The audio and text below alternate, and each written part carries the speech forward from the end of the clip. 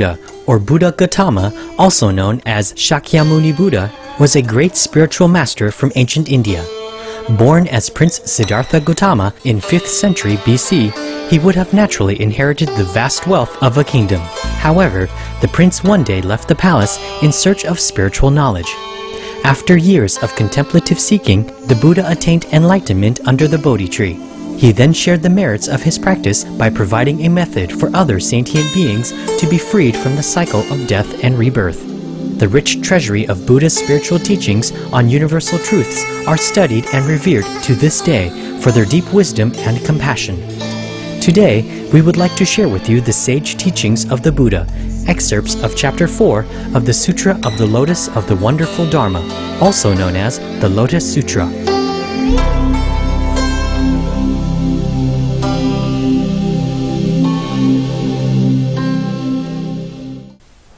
Last episode, we learned that when the disciples of the Buddha heard of Shariputra's future attainment of Anuttara Samyak Sambodhi, or the highest perfection, they become enlightened to their own potential.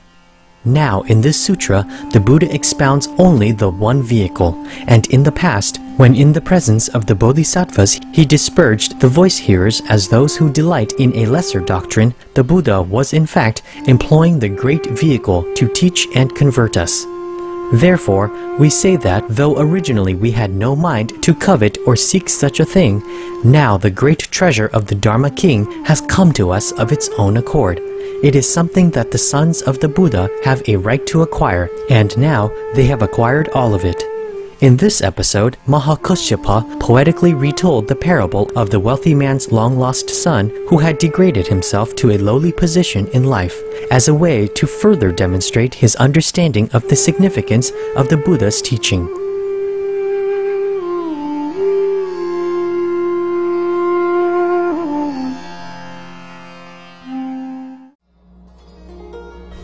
Immediately he instructed a messenger to hurry after him and bring him back.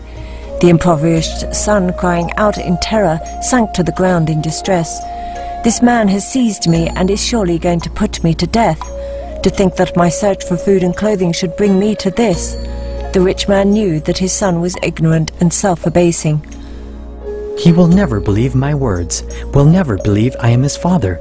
So he employed an expedient means, sending some other men to the son, a one-eyed man, another puny and uncouth, completely lacking in imposing appearance, saying, "Speak to him, and tell him I will employ him to remove excrement and filth, and will pay him twice the regular wage." When the impoverished son heard this, he was delighted, and came with the messengers, and worked to clear away excrement and filth, and clean the rooms of the house. From the window the rich man would constantly observe his son, thinking how his son was ignorant and self-abasing, and delighted in such menial labor. At such times the rich man would put on dirty ragged clothing, take in hand a utensil for removing excrement, and go to where his son was, using this expedient means to approach him, encouraging him to work diligently. "I have increased your wages, and given you oil to rub on your feet. I will see that you have plenty to eat and drink, mats and bedding that are thick and warm." At times, he would speak severely, "You must work hard," or again, he will say in a gentle voice, "You are like a son to me." The rich man, being wise, gradually permitted his son to come and go in the house. After 20 years had passed, he put him in charge of household affairs, showing him his gold, silver, pearls, crystal, and other things that were handed out or gathered in, so that he would understand all about them. Though the son continued to live outside the gate, sleeping in a hut of grass, for he looked upon himself as poor, thinking, "None of these things are mine." The father knew that his son's outlook was gradually becoming broader and more magnanimous, and wishing to hand over his wealth and goods, he called together his relatives, the king of the country and the high ministers, the noblemen and householders. In the presence of this great assembly he declared, "This is my son who abandoned me and wandered abroad for a period of 50 years. Since I found him again, 20 years have gone by. Long ago, in such and such a city, when I lost my son, I traveled all around searching for him, until eventually I came here."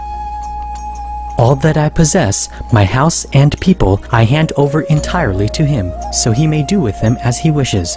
The son thought now in the past he had been poor, humble and self-abasing in outlook. But now he had received from his father this huge bequest of rare treasures, along with the father's house and all his wealth and goods. He was filled with great joy, having gained what he had never had before. The Buddha too is like this. He knows our fondness for the petty, and so he never told us, "You can attain Buddhahood." Instead, he explained to us how we could become free of outflows, carry out the lesser vehicle, and be voice-hearer disciples. Then the Buddha commanded us to preach the Supreme Way and explain that those who practice this will be able to attain Buddhahood. We received the Buddha's teaching and for the sake of the great Bodhisattvas made use of causes and conditions, various smiles and parables, a variety of words and phrases to preach the unsurpassed way. When the sons of the Buddha heard the Dharma or true teaching through us, day and night they pondered, diligently and with effort practicing it. At the time, the Buddha bestowed prophecies on them, saying, "In a future existence, you will be able to attain Buddhahood." The various Buddhas, in their Dharma of the secret storehouse, set forth the true facts for the sake of Bodhisattvas alone. It is not for our sake that they expound the true essentials.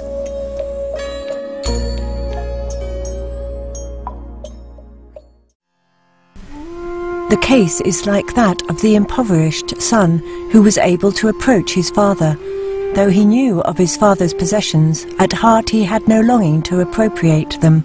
Thus, although we preached the treasure storehouse of the Dharma of the Buddha, we did not seek to attain it ourselves, and in this way our case is similar. We sought to wipe out what was within ourselves, believing that was sufficient. We understood only this one concern and knew nothing of other matters. Though we might hear or purifying the Buddha lands, of teaching and converting living beings, we took no delight in such things. Why is this? Because all phenomena are uniformly empty, tranquil, without birth, without extinction, without bigness, without smallness, without outflows, without action. And when one ponders in this way, one can feel no delight or joy. Through the long night, with regard to the Buddha wisdom, we were without greed, without attachment, without any desire to possess it. We believed that with regard to the Dharma, we possessed the ultimate. Through the long night, we practiced the Dharma of emptiness, gaining release from the threefold world and its burden of suffering and care. We dwelt in our final existence, in the nirvana, or the highest paradise, of remainder. Through the teaching and conversion of the Buddha, we gained a way that was not vain, and in doing so we repaid the debt we owed to the Buddha's kindness. Although for the sake of the Buddha's sons, we preached the Dharma of the Bodhisattva, urging them to seek the Buddha way. Yet we ourselves never aspired to that Dharma or true teaching. We were thus abandoned by our guide and teacher because he had observed what was in our minds. From the first, he never encouraged us or spoke to us of true benefit. He was like the rich man who knew that his son's ambitions were lowly and who used the power of expedient means to soften and mold his son's mind so that later he could entrust to him all his wealth and treasure. The Buddha is like this, resorting to a rare course of action. Knowing that some have a fondness for the petty, he uses the power of expedient means to mold and temper their minds, and only then teach them the great wisdom. Today we have gained what we never had before. What we previously never hoped for has now come to us of itself. We are like the impoverished son who gained immeasurable treasure. World-honored one, now we have gained the way, gained its fruit. Through the Dharma of no outflows we have gained the undefiled eye. Through the long night we observed the pure precepts of the Buddha, and today for the first time we have gained the fruit, the recompense. In the Dharma, or true teaching, of the Dharma King we have long carried out Brahma practices. Now we obtain the state of no outflows, the great unsurpassed fruit. Now we have become voice hearers in truth, for we will take the voice of the Buddha way and cause it to be heard by all. Now we have become true arhats, for everywhere among the heavenly and human beings, devils and Brahmas of the various worlds, we deserve to receive offerings. The world-honored one, in his great mercy, makes use of a rare thing, in pity and compassion, teaching and converting, bringing benefit to us, in numberless millions of kalpas, or cycles of ages, who could ever repay him? Though we offer him our hands and feet, bow our heads in respectful obeisance, and present all manner of offerings, none of us could repay him.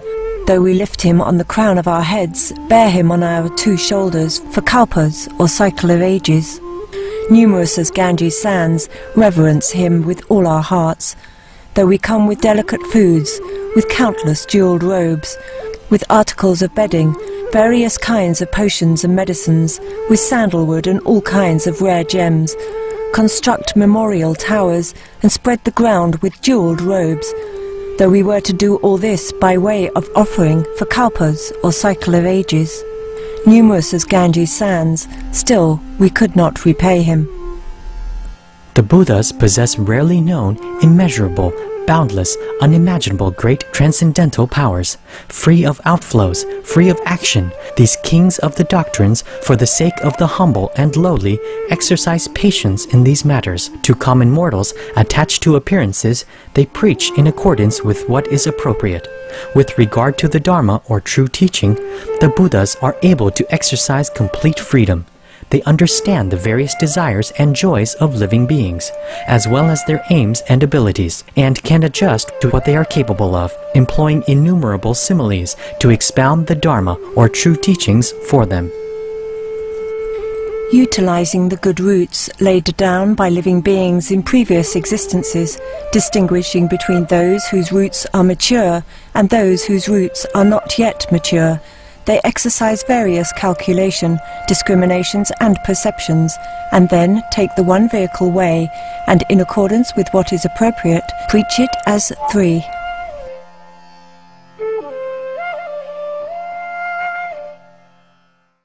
Peace-loving viewers, thank you for joining us for today's episode of Between Master and Disciples. Planet Earth, our loving home, is coming up next, right after noteworthy news. So please stay tuned to Supreme Master Television. May you and your loved ones be always embraced in the soothing and healing melodies of heaven.